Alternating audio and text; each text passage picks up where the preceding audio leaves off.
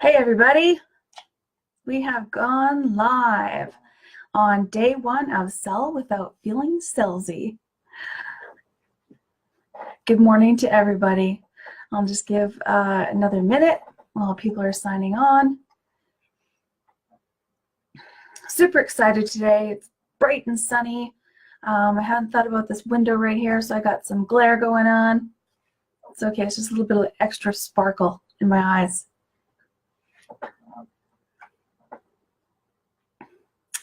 All right, well, my clock here says 11 a.m. and welcome. Welcome to this challenge. I'm super excited for this week because by the end of the week, you are going to be able to speak the language of your ideal client and attract them to you without feeling like that salesy, pushy, kind of slimy salesperson.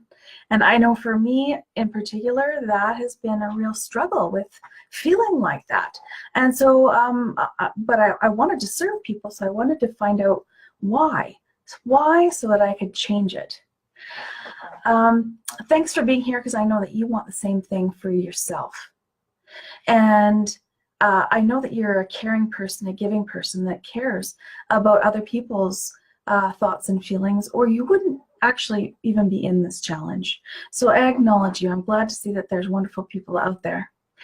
I want to share this with you, and this is almost the exact formula that I used to create over $2 million in my own business, create sales awareness through social media, website, and online. And yeah, $2 million revenue. So I'm going to share that with you. The first thing I really want to talk about is why we feel salesy to start with. And if you're anything like me, it's because you maybe really don't believe in your own product, or there's something that you really don't believe in yourself. And so let's just talk about those two a little bit separately. First of all, I used to belong to a bunch of different multi-level marketing companies because, you know, I wanted a business, and it's really a desire in my heart to be independent and have my own income, and also to give back to the world. But one of the difficulties I had was that in these companies, I just really didn't believe in the product. I didn't find that it worked. A lot of them were weight loss programs and didn't work for me. So how could I very well sell it to someone else if I wasn't actually believing that it could work for me? So that is one thing that can provide that salesy feeling. The other part of it is maybe not believing in something in myself. I often talk about the little voices in your head. You know, no, it's not mental institution kind of stuff, but just that constant mind chatter that's with you all day long, that talks, and it's not necessarily our friend. The voice is talking all the time, and a lot of stuff that it's providing is just really super negative. Most of the time, it's trying to talk us out of something, bringing up fears, bringing up everything that could actually go wrong. Just minutes before this call, I got that same feeling. It's like, oh my God, I'm doing it again. I'm on camera again. What could go wrong? Is my hair okay? I've learned how to quiet that voice. That can make you feel salesy. We're going to talk about that voice a little bit later on in the week. But for right now, I want to bring it back to the fact that if we are feeling salesy, it's largely because we're thinking about ourselves. Now, when I started to look at sales as being not even sales, but sales as service and serving people, now that's something that I could really connect to in a heart-centered way, because I absolutely love giving to people, connecting with people, helping them to experience greater success, greater happiness. For myself, that's a message that I want to bring to the world. I just believe that people are maybe not as happy as we could be. And it's because we have all this mind chatter going on inside ourselves. And so the reason why I know this is because I've gone through it for years and years. And I think I've figured out the formula. And the first part of it is to, first of all, get our mind off of ourself and our own agenda, and our own insecurities. Just put them on the shelf for just a little while. We'll talk about those in a couple more days, but for right now, let's focus on your client. So who is your client? Is your client male, female, or maybe either? I think the more specific that you can get with your client, the better. I noticed this when I was creating $2 million in sales. I thought about my client base and I thought, well, it's both male and female, and whatever spectrum is in between as well. And so what I realized was that I had more than one different type of ideal client. And so what I set to work in doing was drawing up a profile for each one of those clients. So when you're thinking about your clients, you might be thinking, oh yeah, I've got men, women, young, more elderly. It's all a mishmash, and that's why your marketing is a mishmash. You need to get really, really specific. So for today, what we want to do is focus in on that one ideal client, the one that you like to work with the most. You might have elderly males, you might have younger females, but you might like to work with women in their 40s. Let's just pick that. Focus there. And now consider that person. Put yourself into that person's mind. What are her desires? What are her secret desires? What is it that she's not telling anyone about where your product is actually the answer? Dig deep into there. Now, I've got some examples. We've got some people that have shared here, and we do have a share here from Terry, which is really awesome. And one of Terry's ideal clients' desires are to love herself and accept that she's worth more and have gifts worth sharing.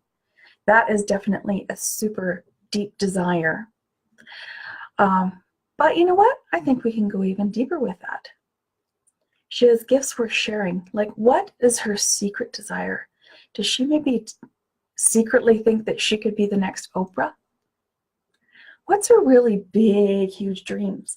Like, what could she actually have if she had what you were saying you could provide? So to love herself, accept herself, that she has self-worth and gifts worth sharing. What if she actually had those things? What would she do with them? What's the desire behind that? Dig deeper into even that. Find out her why. It's going to become more evident during the week, later on in the week, why we want to do this. So where I'm going with this is it's a progressive exercises. We're going to have 4 of them, Monday through Thursday, and then Friday, we're going to take them all and put them together into one granddaddy ninja secret that's helped me produce $2 million in sales. That's why we want to dig deep on this. Another reason why we want to put ourselves aside and pull ourselves out of the equation and not feel salesy is that, you know, we might not actually be our own ideal client. Our ideal client might be very different from us. They might have very different values. They might be totally different space in life. They might have different family structures. I mean, almost anything could be different. So it's super, super important to take ourselves out of the equation. And I just want to ask you, what do you notice when you do that? When you put yourself into their shoes? Did you actually notice that yourself fades into the background and that your own insecurities kind of blur away? Instantly, the salesiness is dropped away. There's a big, big difference from operating from our agenda to what our client's agenda is. Now that just brings me to something someone brought up here. And you know who you are. We're talking about persuasion without salesiness. Now, what I believe about persuasion is probably the negative aspects of persuasion come up into my mind as more of a trigger. And we're going to talk a lot more about triggers on down the road too.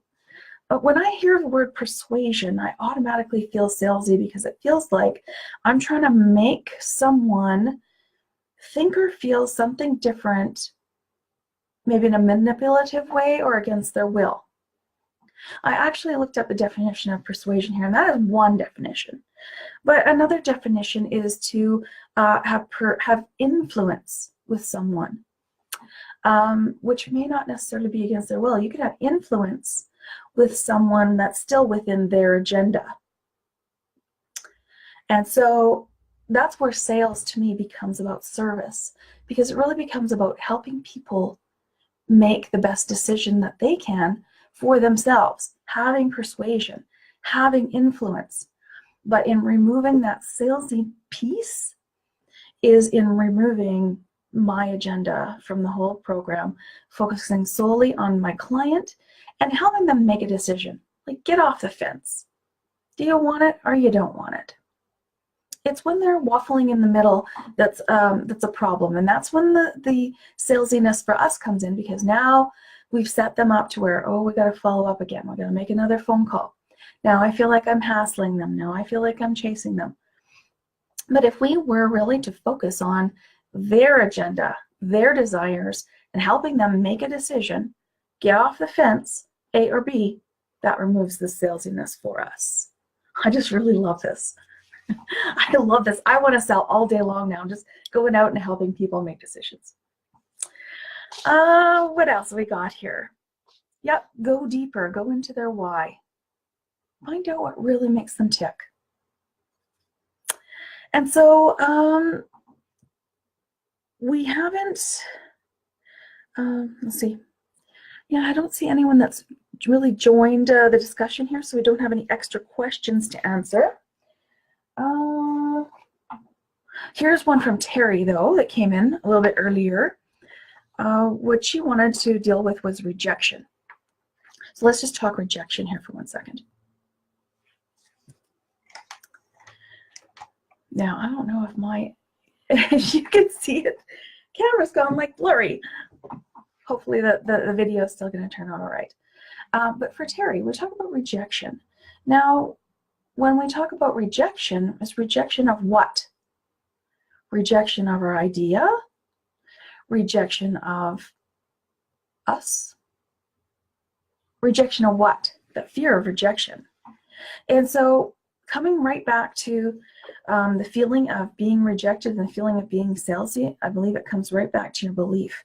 How much do you believe in your product? How much do you believe that if your client had what you were offering, is really going to help them? It's really going to make a big difference for them. And so I believe that the fear of rejection drops off the more you can trust in what it is that you have to offer. And to gain that trust is to get results. And to get results is by simply doing. Working with the clients, getting testimonials, finding out how much their life has been changed. And when you have that evidence, you, first of all, can prove it to yourself.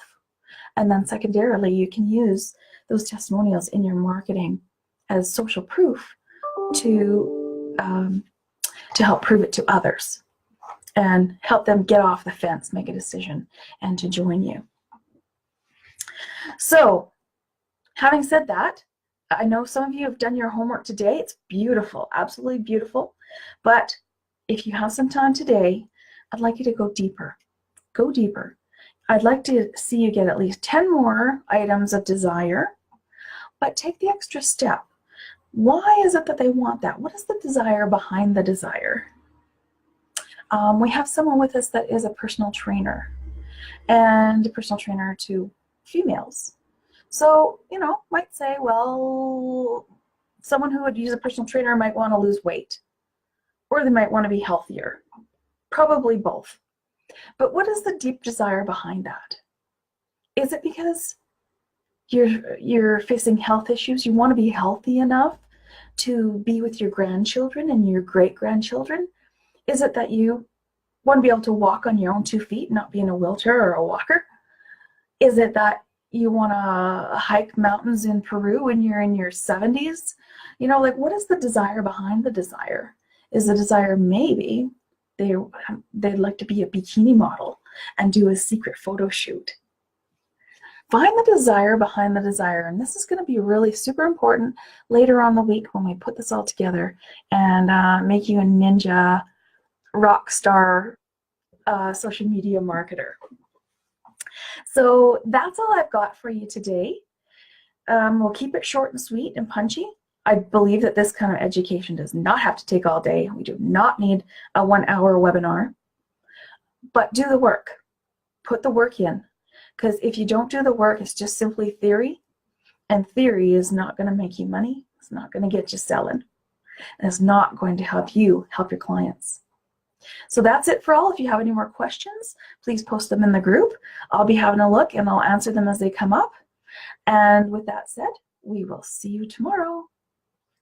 Bye.